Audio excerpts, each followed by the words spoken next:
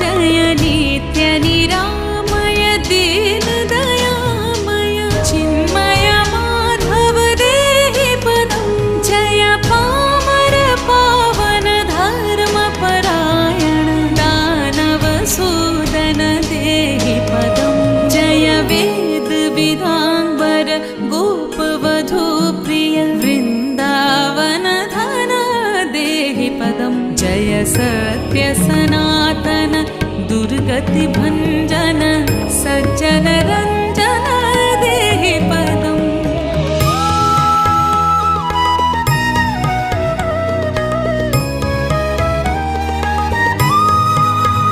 जय सेवक वत्सल